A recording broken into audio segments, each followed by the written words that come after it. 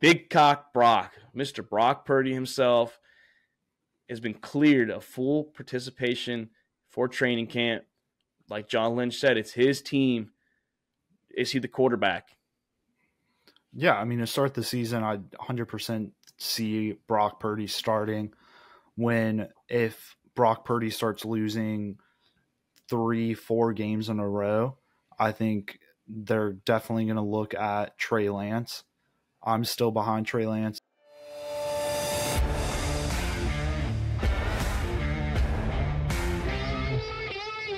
All about the Balls Podcast with Mark Davis, Chris Meinhardt, Luke Rule, and Nick the Doc Skirkowitz. Hello and welcome to this Tuesday, July 25th edition of All About the Balls Podcast. I'm your host, Mark Davis. It's training camp time, boys. We have a lot to talk about. I'm joined alongside my two brothers, Chris Meinhardt, Luke Rule. I can't tell if that is Chris Meinhardt because I don't see a beard. So with that, Chris, I'm assuming work is in full force now, huh? Work is in full force. Went back Monday. Had to clean the beard up. I cried a little bit on Sunday night, but work's been going pretty good. Slowly getting the hang of it, earning that paycheck. Heck yeah! I know it's busy hours out there for you, and going back the first 2 days. So I barely made it on the podcast tonight.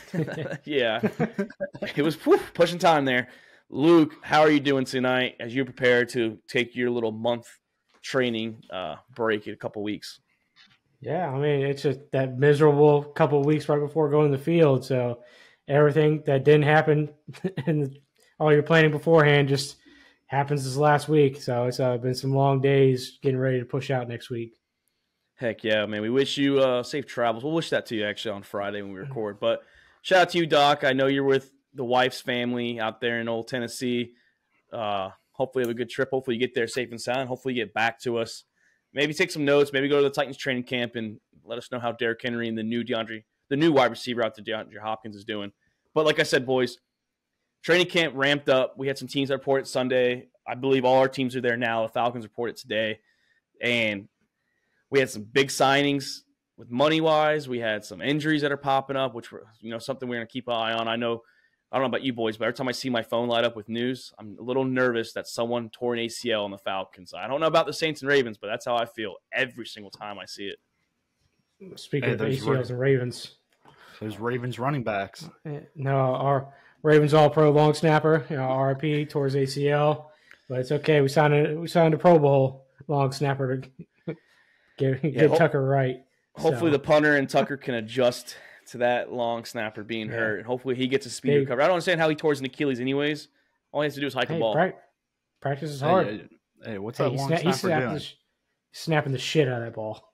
He could probably still snap a ball with a torn Achilles. I don't know why he can't just play through it. Well, they don't rush through the center anyways like that anymore. So they run down a coverage though.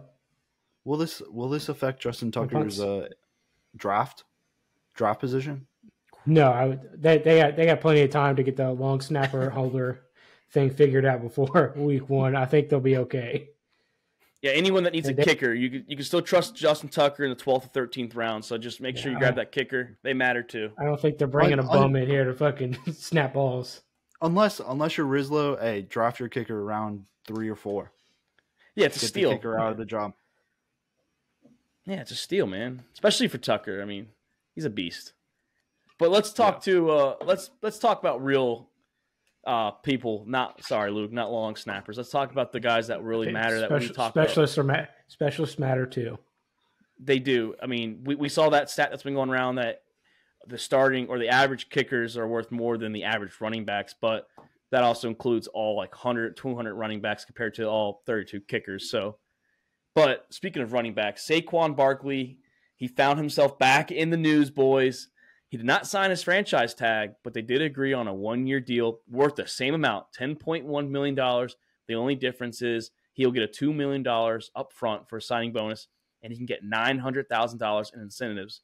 And those incentives are he has to get 1,350 rushing yards, so over 1,300 yards.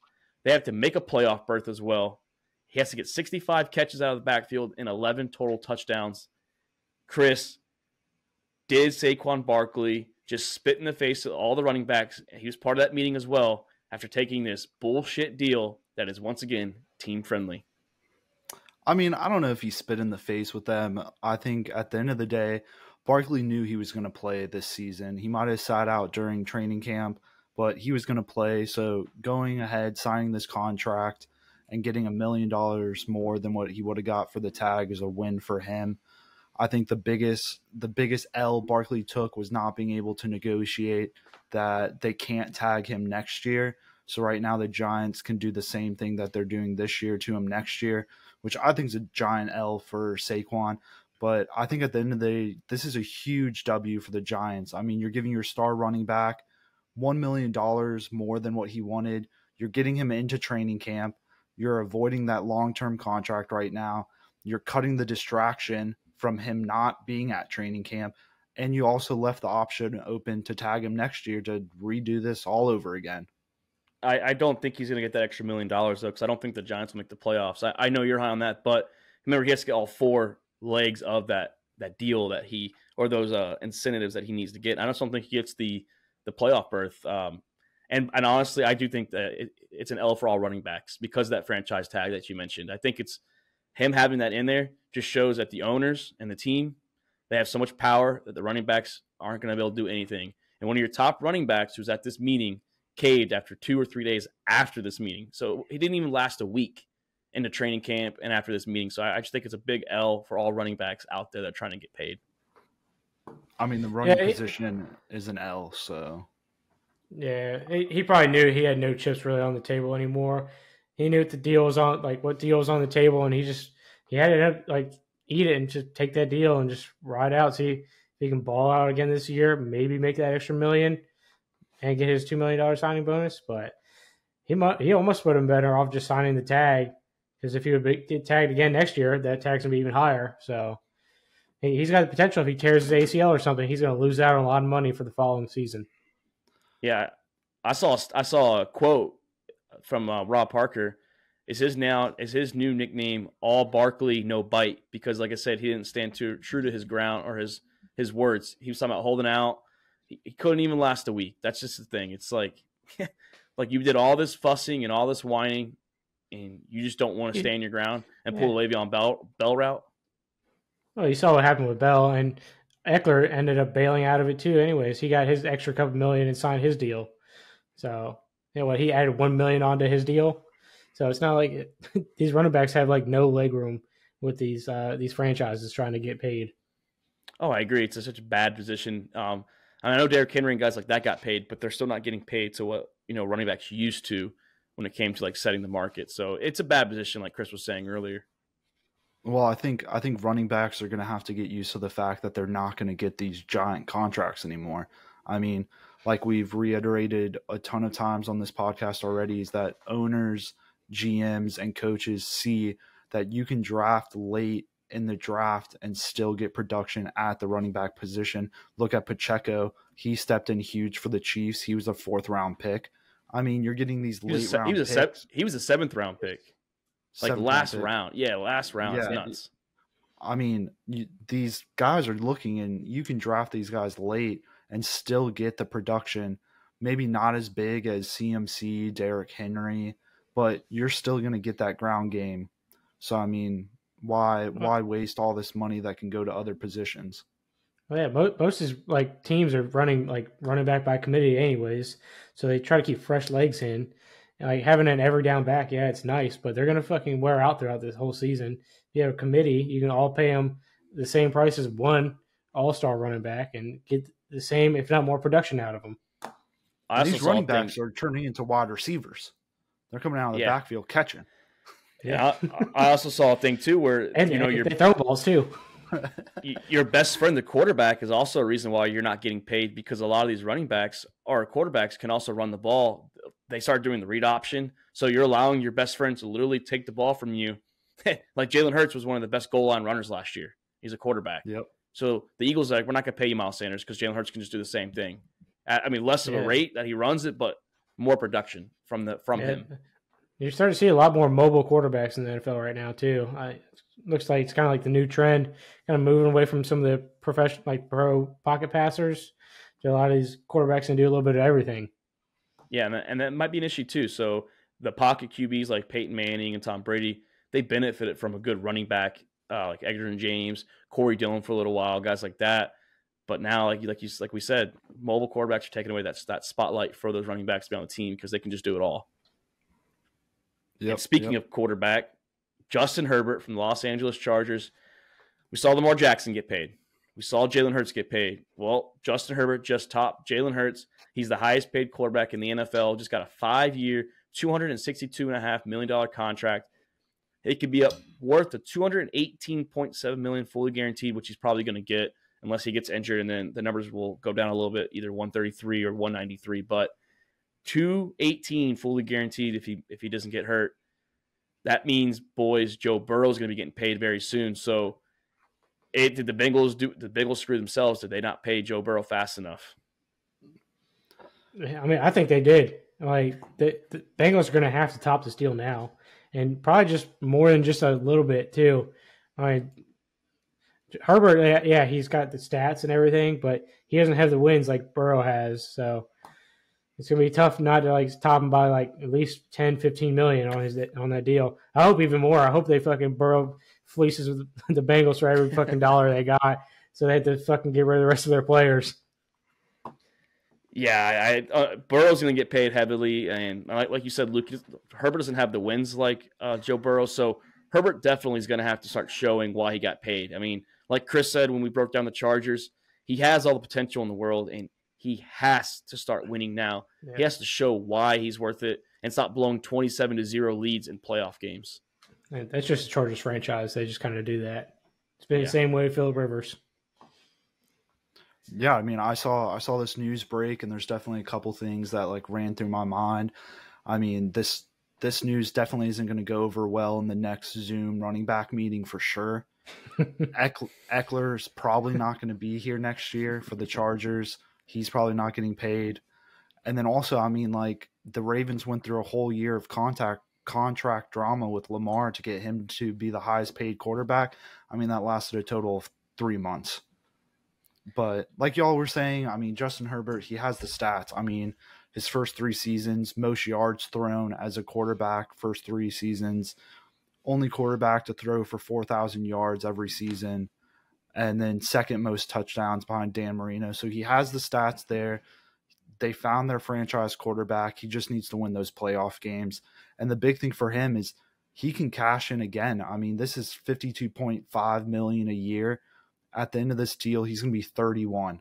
So, I mean, if he's still operating at a high level at 31, this man's going to cash in another huge contract again. Yeah, he's definitely going to get a second bag if he can, like you said, keep that productivity up and keep balling out. He needs to win playoff games, though. I think if he can start winning playoff games, he can start to sneak himself into the top QB. I mean, I know people have him top 5. I don't know if he's there yet for me just because that playoff inexperience, I guess you can say. But he's definitely there. He's one of the most talented quarterbacks that we've seen in the league since he's came in. Yeah, he's got the potential to fucking – I mean, the Chargers have, like, on paper, a very good team. So they have all the right pieces to make a run. But just if they finish games – yeah, and they're going to have to start replacing those wide receivers too because those guys are getting old. Keenan's getting old, and we'll see what Mike Williams is going to end up doing too. The big thing is just health. I mean, with both the guys you just mentioned, Mike Williams and Keenan Allen, they both got to stay healthy. The Chargers need both of them on the field at the same time, not one guy's on and then the guy's off for 3 weeks. It's health for the Chargers right now. Yeah, and they are in a tough conference and also – I wouldn't say a tough division, but you have the best quarterback in your division. You have the best team in your division, the most consistent team at least. They might not win the Super Bowl this year, but the Chiefs are definitely one of the most consistent teams in the NFL. They've been to the AFC Championship every year that Patrick Mahomes has been a starter in this league, so since 2018. So, yeah, I say good luck to Herbert, good luck to the Chargers, but it's time to start showing why you got paid. We know Joe Burrow is going to get paid. Like we said, Chris, I bring him back up real quick.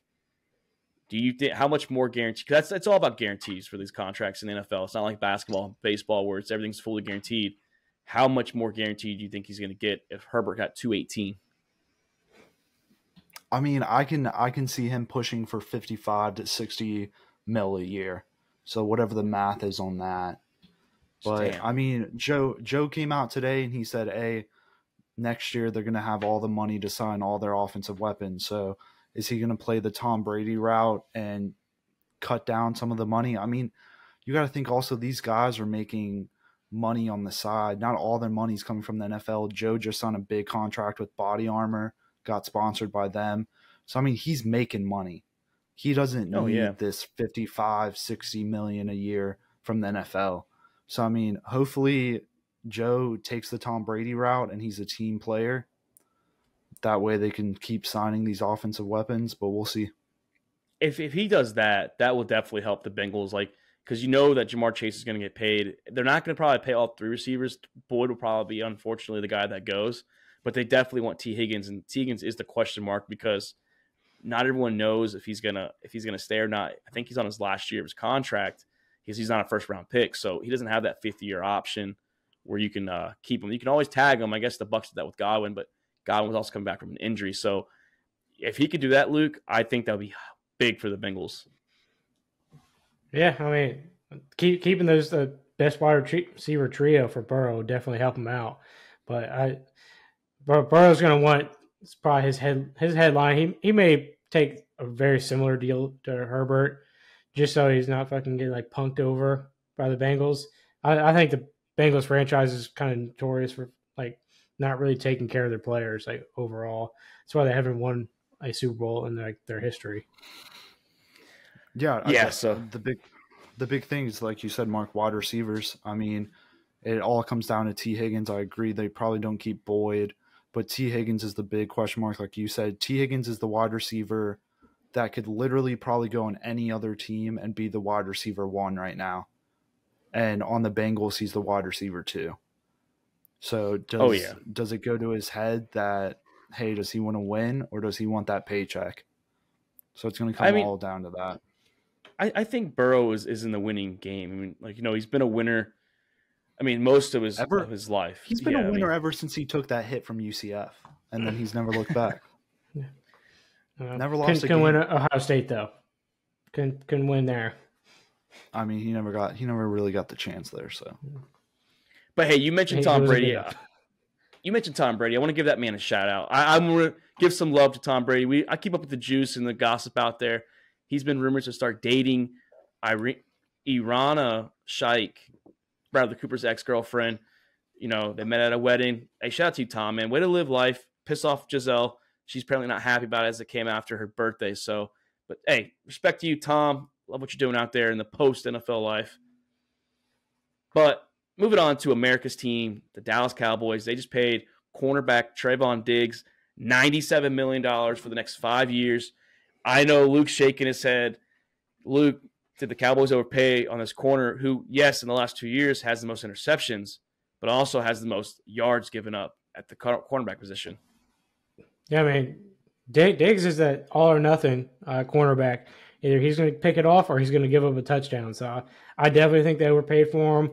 I don't think he's that good. I don't think quarterbacks are afraid to target him really that much because he's going to, like, half the time, guess what? Most of the time, the quarterback's probably going to win that battle. So I think they overpaid him. He bites on the ball too much. He's too high of a risk player to be paid at the top tier for the cornerback position for me.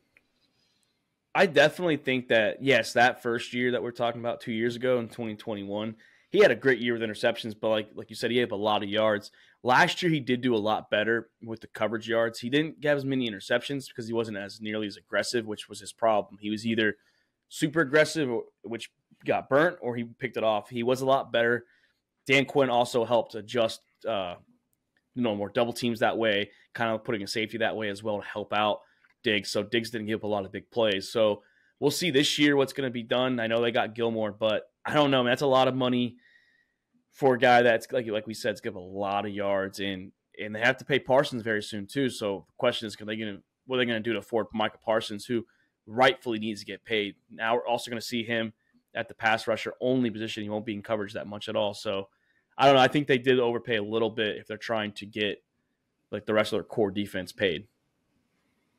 I mean, teams are now in a sticky situation where if you're one of the top tier players for your team, you're going to be looking for that contract to set the record from last year. Shout out to Dallas for at least keeping it below $20 million per year. I mean, that was huge for them. I agree exactly what y'all were saying about Diggs with their coverage. He just needs to work on that aggressiveness. But I mean, I think it was a great grab for them to get one of their core defensive players locked down. Yeah, because I think Parsons came in 2021, so he's on his third year, so he's gonna be getting paid very soon. You know, a lot of these guys go into that fifth year, fourth year sometimes too, they get paid. But wonder how much. I mean, maybe this is starting to smell the end of Dak Prescott too. You know, maybe the clear money, they get a different quarterback, maybe draft younger. We'll see what Dak does, but I just don't. I don't know, man. It's a lot of money for the other Diggs brothers, Trayvon Diggs. Maybe this year he'll prove it. Maybe this year with Gilmore, he'll go back to being a stud corner. I mean, I just don't know. Just don't know about that one at all. I mean, with Gilmore on the other side, it takes pressure off because their number one isn't always going to be lining up against you. So I think it's going to take a little bit of pressure off of Diggs just having that security on the other side to not worry about it. I think we'll see improvement definitely from him this year. Oh, yeah. It's typical Jerry Jones want to take care of good players, though. That's what he likes to do. Usually somebody plays good for a couple seasons, he'll take care of them on the back end. That's just what he does. He did the same thing with Dak. He did the same thing with Zeke. So I'm sure Parsons is going to get his payday too.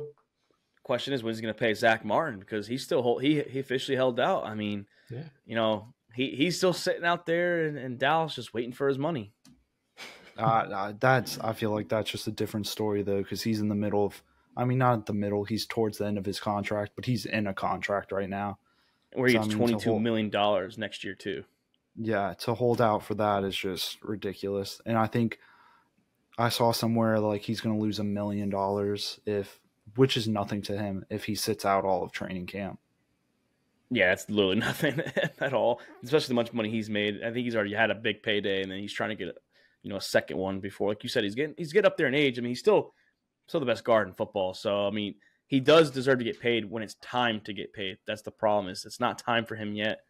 But, hey, congrats on you, Diggs. I guess if you lead the league in interceptions 1 year, I guess you can get paid after that. So, but speaking of that, we have two guys, boys, that are holding out, and I think these are holdouts that I can respectively agree with. Chris Jones from the Chiefs, he's on his last year in his contract, so that security thing is there. He needs to get paid. He was one of the Defensive Player of the Year candidates last year. He didn't win Defensive Player of the Year, but he was up there. And the other guy, probably arguably the best pass rusher in football, Nick Bosa from the Niners, who's on his last year of his rookie contract. Both, Luke, have sat out to start training camp. Do we soon to see both of them get paid? I know Nick Bosa is rumored to be getting paid very, very shortly. We haven't heard much about Chris Jones, though. Yeah, I think both these guys get paid here in the next couple of weeks. These guys are the game wreckers on defense. Like, these defenses are completely different without these guys on the field. Like, both of them were in the Defensive Player of the Year running. So fucking, like, these dudes are beasts. And last year the contract, hey, it's time for them to get paid. Lock those guys in for a few more years. And I'm pretty sure Bosa won Defensive Player of the Year, and Chris Jones was number 2, if I'm not mistaken. Yes. I can't remember who actually won it. I know Bosa won it. Yeah, Bosa won it, and I'm pretty sure Jones was number 2 or 3. So, I mean, 2 of the top 3 defensive linemen in the NFL are sitting out. John Lynch already addressed it. He understands. It's just they're just trying to get the numbers down. Chris Jones, I mean, that came out of nowhere. I don't think a lot of people were really expecting that as they start training camp Sunday, the 23rd. So, Chris, are they going to be able to do this very soon? Is it going to be a distraction? What you thinking out there in Kansas City and San Francisco? I mean, Nick Bosa is for sure 100% going to get paid. Chris Jones, I'm a little iffy on. I mean, he's 29, but he is coming off his career high 15.5 sacks. So, I mean, he's still going at it, being productive on that defensive line. He's already getting paid $20 million this year coming up. He's a key to their defense. He pressures the quarterback. I think the Chiefs right now are questioning, do they need a $30 million year Jones to win games? Do they need that? No, With but I think I think they need. They're going to need him on the defense though. Their defense. I don't think their defense is that great. I think he covered up a lot of the flaws in their defense last season. So I mean, him getting the quarterback so quickly was like what carried their defense. Especially from a defensive tackle standpoint. Like, it's harder for those guys to get sacks. I think a 3-year, like $66 million deal, or you're getting like 22 a year. So it's a little higher than what you're getting now. And it still leaves the Chiefs a little, like, little flex room for money. Because Patrick Mahomes is a team-friendly deal. I don't know about Kelsey, what his contract looking like, but they're not really paying anybody else. I mean, they have the line that they probably are paying, but that's about it. Yeah, I know Kelsey's talked about taking team-friendly deals too, because he wants to stay in Kansas City. So I don't think he's going to break the bank on the Chiefs. No. But I don't know. I don't think it's going to be that much of a distraction. I think Nick Bosa is doing it the right way. I mean, him and John Lynch came out and already talked about it. I'm pretty sure Chris Jones is doing it the right way too. I mean, Andy Reid didn't seem too worried about it. So it's just a matter of time, and both these guys are going to get paid. I don't think Chris Jones is going to sit out, even if the contract's not there. I mean, why sit out when you have them? Yeah. I don't think Bosa definitely won't. Jones just kind of threw everyone out of the loop because it just came out of nowhere. It literally just shot out on Sunday when they're reporting it. Just like, man, it's like, that's what I don't get is that's the only thing I don't like is you have all this time in the offseason to get a contract. Maybe it's a lot more than we know, but man, out of nowhere, you couldn't get this done maybe like a month or two ago. I just don't understand how that all works, I guess. There's probably some like behind the scenes stuff that we're not seeing or hearing about. Maybe they could have been in talks for like last couple of months and never worked out. He's like, hey, I'm not showing up. Yeah, so, probably that's what happened. Yeah, it's got to be something like that. I'm sure like the front office knew that he probably wouldn't be there. Yeah, so we'll keep an eye on him. I'm pretty sure they'll be getting paid probably the next couple of weeks. But Chris, someone did show up, and I know it's been a talking point between me and you, as Luke was too busy to respond in the chat. Big Cock Brock, Mr. Brock Purdy himself, has been cleared of full participation for training camp. Like John Lynch said, it's his team. Is he the quarterback? Yeah, I mean, to start the season, I 100% see Brock Purdy starting. If Brock Purdy starts losing 3-4 games in a row, I think they're definitely going to look at Trey Lance. I'm still behind Trey Lance of getting – they drafted him round 1. They need to. He hasn't had a full season. Hasn't really had a good stretch at all. Starting games, they need to see what they have at quarterback with him, and do they need to shit in the toilet or get off the toilet with Trey Lance? Yeah, I think this is very, very important training camp and off season for both Trey Lance and Brock Purdy to see who is going to be that guy, or it could even be Sam Darnold, prove like an NFL vet. I mean, never really did anything in any other teams, but probably got a little more edge to him now, being on his fourth team now. But I think Brock Purdy's going to get the. What's that? Go. Arguably the best team he's been on. Yeah. So I mean, he could be that game manager for the 49ers and still play just well enough to win games. But I think it's Brock Purdy's position to lose right now. I did see somewhere that they're going to keep Brock Purdy on a pitch count for like him just easing back in, so that's the opportunity for Trey Lance to slide in and ball out in the training camp while Brock Purdy's still coming back off his injury. I know he's fully cleared now, but I think John Lynch said he's going to keep him on the pitch count for the first few weeks, at least, of training camp. I think that Trey Lance has a huge hill to climb. I mean, like you said, first-round draft pick, they trade all that draft capital to the Dolphins, and we broke down that trade. The Dolphins definitely have won that trade with every pick that they've gotten out of it. Bradley Chubb, Tyreek Hill, and Jalen Waddle. It's definitely worked out for them. But the Trey Lance has a big hill to climb. Like I said, Sam Darnold right now is listed number 2 on the depth chart. I know it's only the first couple days of training camp, but he is listed number 2 for a reason, right, as of Kyle Shanahan's eyes. So Shanahan feels that he could be the guy that can run this team if something happens to Brock Purdy. Like Chris, like you were saying, he didn't have fantastic stats. Brock Purdy didn't, but he didn't do anything to lose the games. Maybe didn't do everything to win the games. I know there's probably a couple games he did have a big, handprint in that reason why they won, but he never was the reason. I guess you can say he's the reason why they lost the Eagles game, because they didn't have a fucking quarterback. I mean, to even compete with Philly and Philly too. So, but he didn't do anything to actually say that he can't be the quarterback this year. Also, coming into the middle of the season where he was never supposed to be the starter, now he is the expected starter. He's probably got a lot more, room to grow as well. Maybe less handcuffs on him, which is going to be very, very important for Brock Purdy. Yeah, I mean, he did great with the 5 games he started, and then the 2 playoff games. I think he only threw 1 interception in those games. And hey, that's hard to do at an NFL level, no matter what shitty defense you're playing against or great defense you're playing against. I mean, he did good. He won the games like he was supposed to. So, like I said, I think he's going into the season being that number 1 starter. Perfect game manager.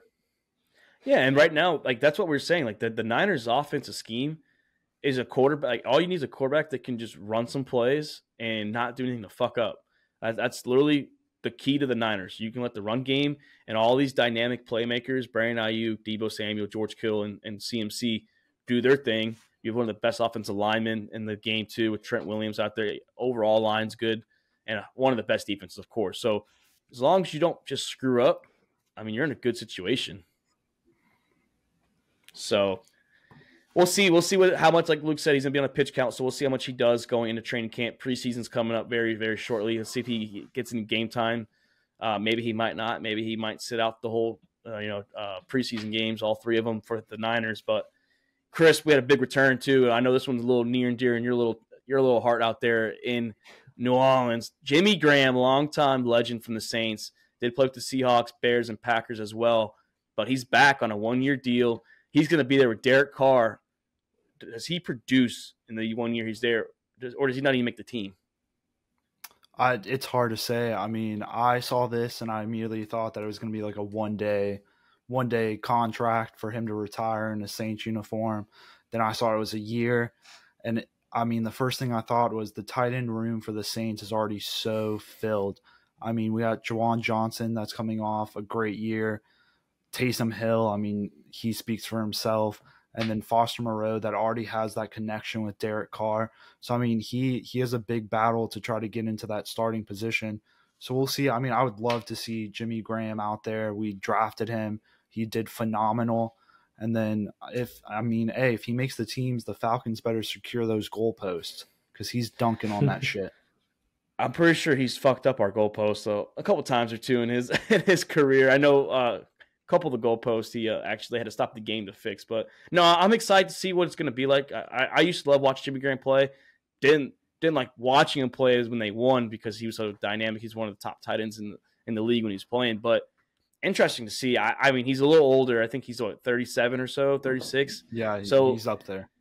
Yeah, he's up there in age. Like I said, he didn't play last year. He sat out a year, and we'll see what he's going to do. Like you said, Chris, I got a text saying Graham's back with the Saints. I thought he took a coaching position, like a tight end spot or something like that with them. And I went to read the details. I'm like, oh shit, no, he's back and he's ready to go. So we're gonna see what kind of fuel he's left in that tank of his, and very interested to see. I'm not a big fan of your wide receiver core. I mean, outside Olave and maybe Michael Thomas, he's supposed to be a full go, but maybe they'll start putting some of these tight ends at the wide receiver spot.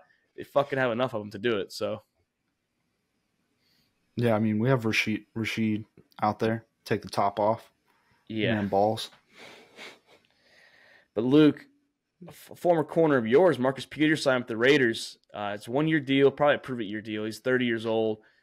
Is this anything worth noting it for the Raiders, or does this maybe help this defense that has Max Crosby and Chandler Jones on the D-line? Maybe have a little more experience in the secondary. Yeah, I mean, it's definitely not going to hurt the defense at all. It's going to be a prove-it-year for him. I mean, his last season with the Ravens was kind of like up and down, like gave up a lot of big plays, made some plays here and there. I think he was banged up last season a little bit too. He was a cap casualty for the Ravens. I know we looked at like trying to bring him back, but he wasn't worth the money for us. I don't think we went a different route, picked up some different corners that were cheaper. So I mean, Marcus Peters getting older, been around the league for a little while. I think he'll make the defense a little better, but I don't think it's going to be a huge impact for them. Unfortunately. I mean, from the start, we knew that Marcus Peters was most likely signing with the Raiders. I mean, Oakland's where he's from. That's his childhood team. He's always wanted to play.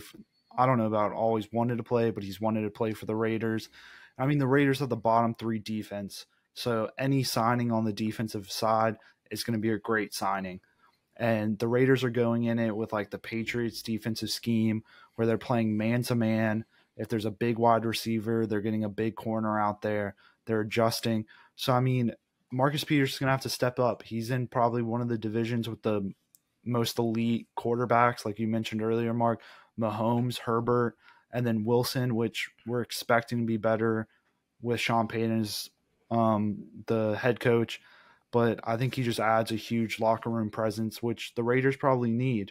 And he comes with a lot of playoff experience. So I think this is a huge signing for the Raiders. And we'll see what he's going to do. Unfortunately, though, I just think it's the worst team he's ever been part of. And I guess we're going to see what he can do to help Max Crosby and Chandler Jones and that secondary out completely. So keep eye on that. He should be arriving in training camp very, very shortly for the Las Vegas Raiders. But an injury that popped up. Now let's start talking injuries, boys, because this is the time where we, like I said, we check our phones when we get updates, and we're like sweating out a little bit, hoping that it's not our team that comes out with injuries. I know the Falcons had that years ago after the Super Bowl year. I think we had injuries just left and right.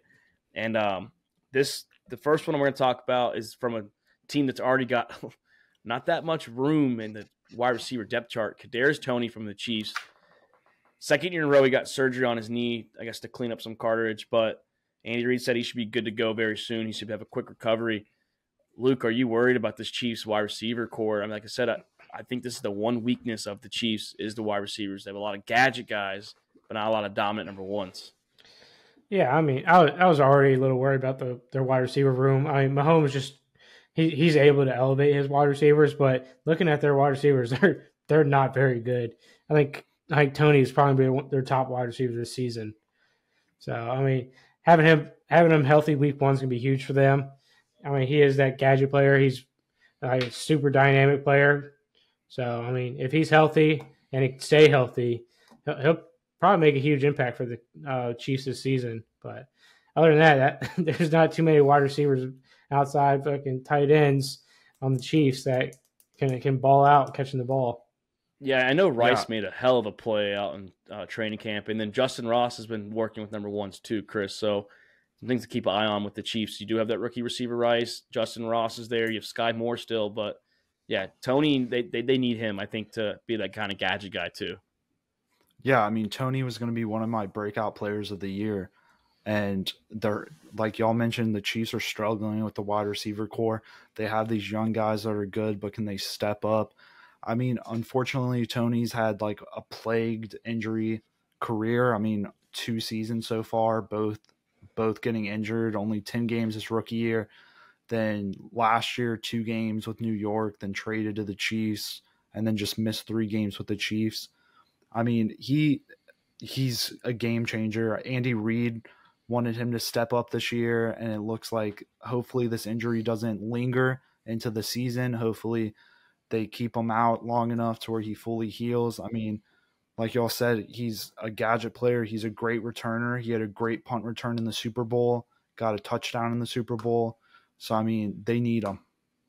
Yeah, they definitely do. And for the Chiefs, I mean, like I said, I'm watching that quarterback documentary, and you see, like, even Mahomes said that we have trick plays, but for like a lot of teams, we need trick plays to our trick plays, and Kadarius Toney helps with that. Like, he's definitely a guy that, like, I think the touchdown was kind of more like a confusion play for the Eagles, and I think this is a big year. Like, I know our buddy Zach Rizlov says that, draft Kadarius Toney, he's going to be a steal out there somewhere, but I mean, he's just getting hurt a lot, and it's just tough to see also who the number 1 is going to be in Kansas City, just because it's Travis Kelce and Mahomes, but then they make it work. So maybe we're overreacting a little bit with this wide receiver positions for the Chiefs because they find ways to win games, and I guess that's all that matters when you have Patrick Mahomes and number 87, Travis Kelce. So we'll keep an eye on Toney. We'll see if he's going to be ready week 1 against the Detroit Lions when they open up the season.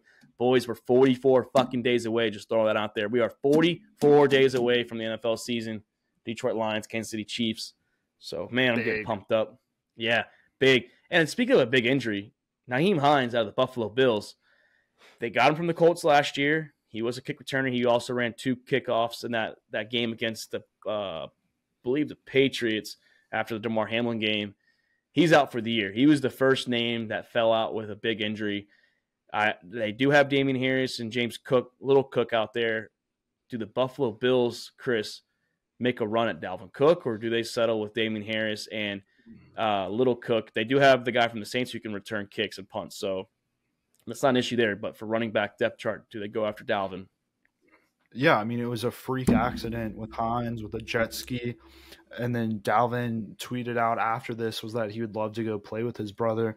So I think this would be a great team for Cook to go to. And it would make the Bills even better than what they are right now. I mean, the big question that I have for y'all is, like, should these teams, like, lock down these players for doing fun shit like they are?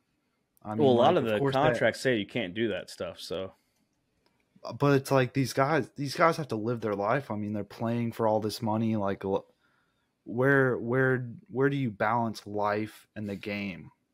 Because you could get injured going to the fucking grocery store and falling on the ground. You know. So like, I know Brady. They're doing a little higher risk stuff there, though. Yeah. I multiple players have had jet ski accidents that have injured them for a little while at this point. I remember Brady got in trouble for cliff diving.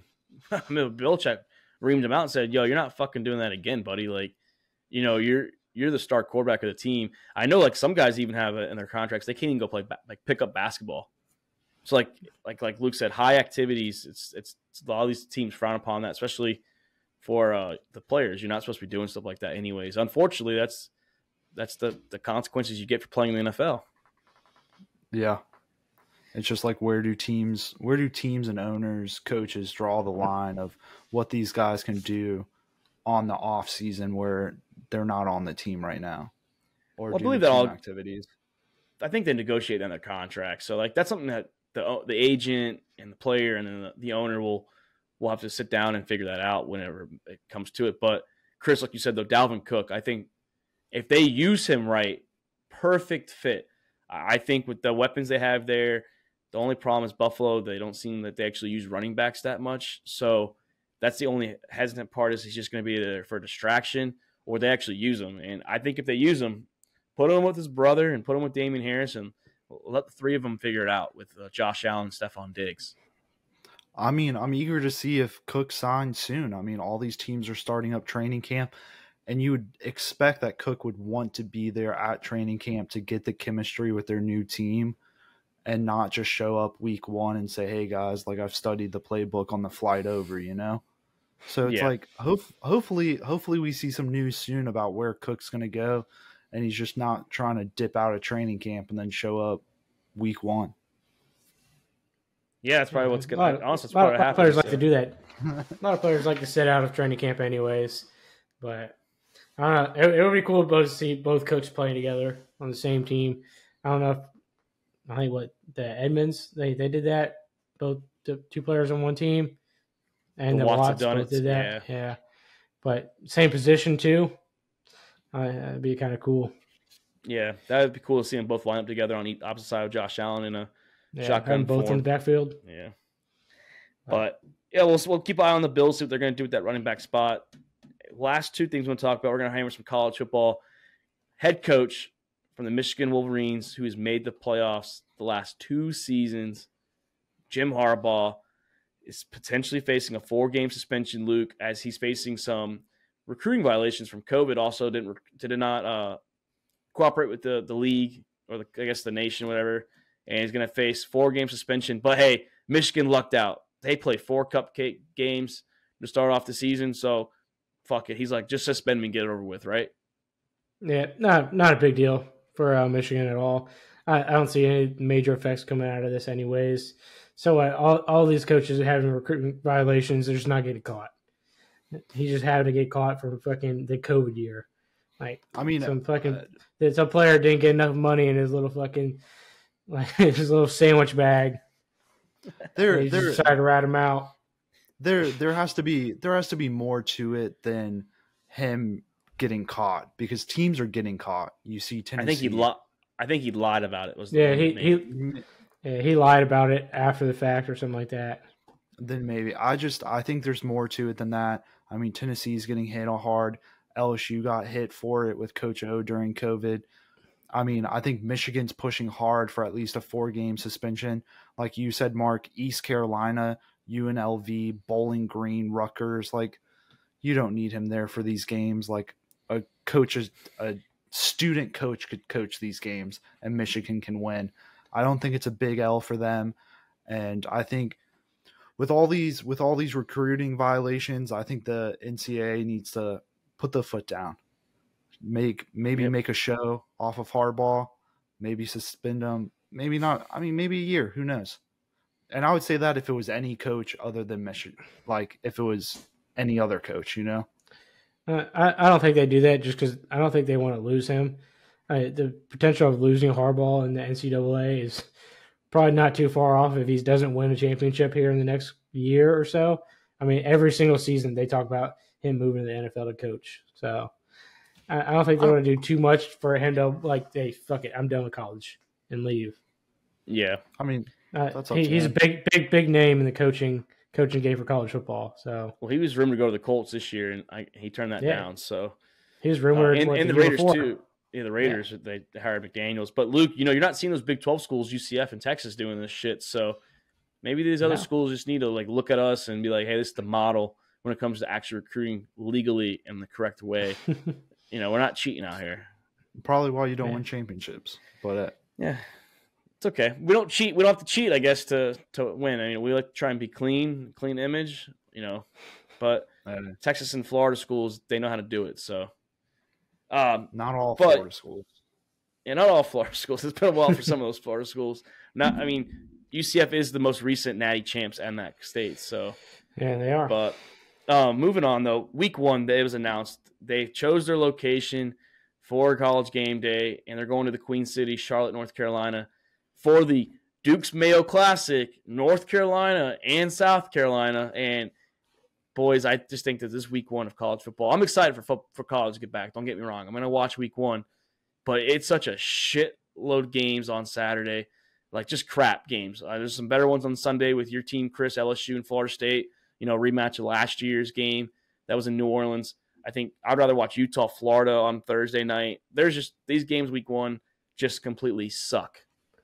Yeah, Mark, I know you hate it, but I think game day should have went Colorado and TCU.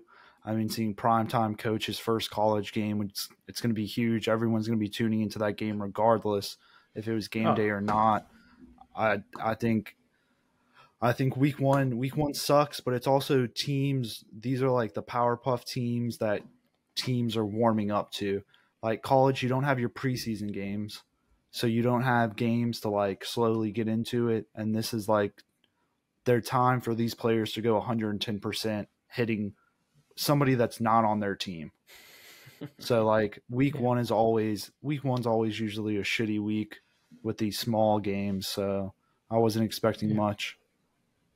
Yeah, I forgot that the Colorado already has big noon kickoff the first 2 weeks anyways. So that could have been a reason why they decided not to take College Game Day to TCU for their first game.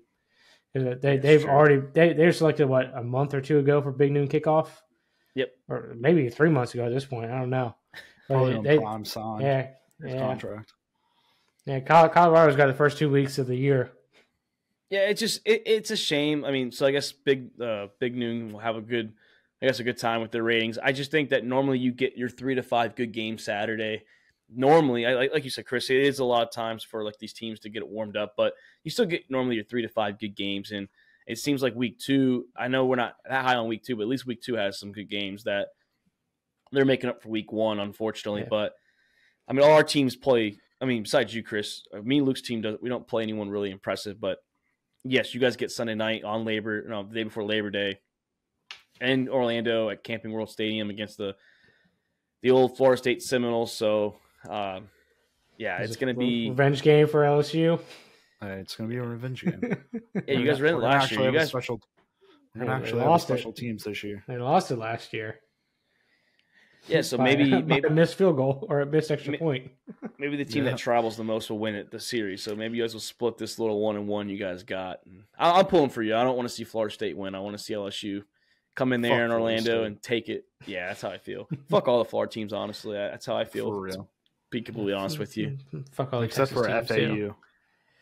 Yeah, FAU and FIU, I'm okay with. Yeah, don't have an issue with them. To be honest, I wouldn't mind if Miami. I wouldn't mind if Miami was good. Honestly, they don't bother me. Fuck No, Miami fans. They're players on the sideline with like their turnover chain. No. Yeah, but see, that opened the door for a lot of teams to do that, and I think it is pretty cool, like teams to get creative with that stuff. But They got rid of the turnover chain with the new head coach. oh yeah, but other teams like and other sports have started doing that, and it's pretty cool to see. Like some of them wear hats too. But I just don't like the Florida State and like Florida fans because we grew up with them. So all you do is you see them on fucking Facebook, and they're just going back. It's fun reading it, but it's so fucking annoying because everyone's like, "Oh, Florida's back, Florida State's back. We got all like blah blah." It's like, dude, Florida State finally had a good year. I give that to you, but Florida, you guys fucking suck. And everyone's like, "We're gonna be back next year." Well, I don't think so. When Florida and FSU Florida's play, no quarterback. when Florida and FSU play, that's probably the best 4 hours of Facebook in my. I know. I'm year. like scroll. Yeah, I'm like refresh. I want to see it. That shit's the best. Yes, rivalry week and for us is fun just to watch because I know we'll talk about it. Hey guys, did you see what so and so they're going at it on Facebook? And we're like, all right, let's go. I don't even comment. I don't comment or nothing. I just read it. I'm like, oh, 55. I'm like 55 comments. Well, all right, time to read. Like that's my reading material for the day. Yeah, I'm a peeping Tom out there. College, we are going to get very, very shortly. I know there's 0 weeks, so that will come faster than the NFL season. But boys, training camp's here. So wear a sweatsuit because Luke, you'll be out in the field, so you won't be able to know what's going on. But we'll keep an eye on. We'll pray for the Ravens every single day that nothing happens. Lamar got paid, so he won't. Yeah, Lamar got paid, so he won't get hurt no more. Yeah, hopefully the new training staff can get it. He was the highest paid quarterback for 3 months. Hopefully the new training staff can get him figured out, keep the injuries down low. I mean, so yeah, it's just a scary time. Just a scary time in the NFL, honestly. So, might as well just bench all the players.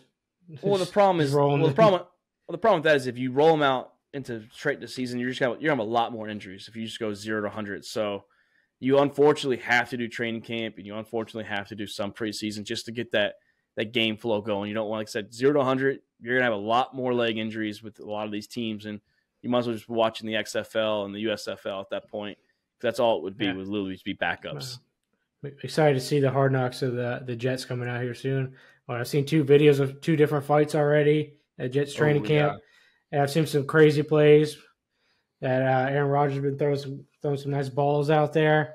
Wilson makes some good catches. Yeah, that one in the end zone. Was filthy, wild. So the Jets hard knocks might look pretty good. It might be good. It might be. We'll keep on. I think they premiere August 8th. So we'll see. We'll see how that goes. We'll keep on that, and we'll hopefully have nothing big to talk about Thursday, so we can roll into a mock draft. I know we kind of got away from that. Just too much news came out over the weekend and today as well. It just seemed like everyone's getting paid every like fucking 20 minutes. It's like, oh, this guy got paid, that guy got paid. So hopefully nothing like that happens, and we can roll into a mock, get ready for some fantasy football. But boys, I'm excited. One last episode on Thursday or Friday, whichever day we record, with the 3 of us for a little while without Luke. But that is Luke Rule. That is Kriska Meinhardt. I'm Mark Davis, and this is All About the Balls podcast. We are out. Thank you for checking out another episode of All About the Balls podcast.